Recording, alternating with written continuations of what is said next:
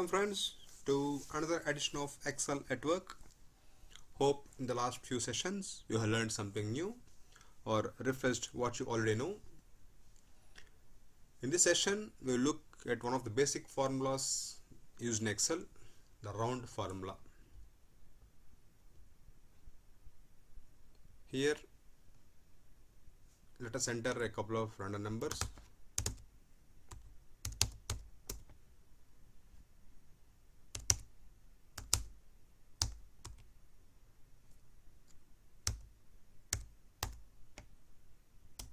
Yes, and then we'll add these two numbers. A4 equals A3 plus A2. These are the basic round numbers which are need to be rounded off. Some people use the decreased decimal places which shows fewer decimal places. That is, if B2 equals A2, I'm just entering the same number again, and B3 equals A3. Now what they do is they decrease decimal places here, which shows this rounded off. 465.61 rounded off gives 23466, right? 354.583 if rounded off gives 55 at the end. This is correct. It shows that these are rounded. When I total this, copy A4 to B4 and then reduce decimal places to 0, I get 121820, which should be 121821. When I add 6 and 5, I get 11 here. So you see that this is supposed to be used only to show few decimal places. It doesn't actually round off the number. When you do operations on these numbers, it shows an error.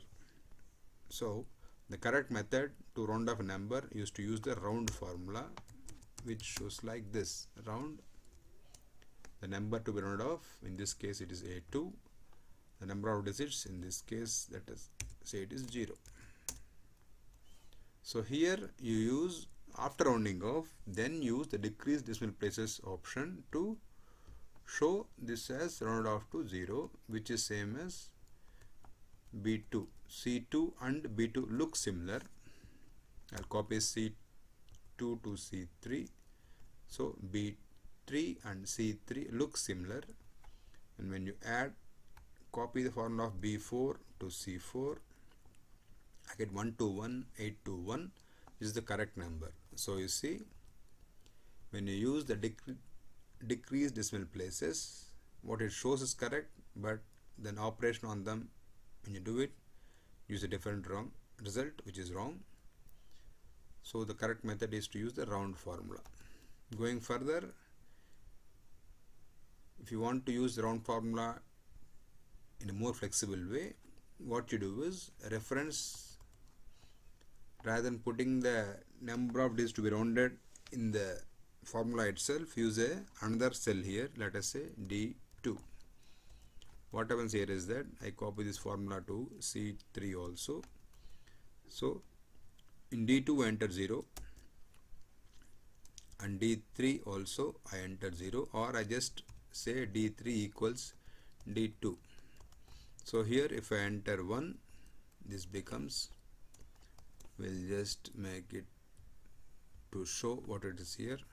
Yes, if I enter 0, both are 0, round off to 0 decimal places.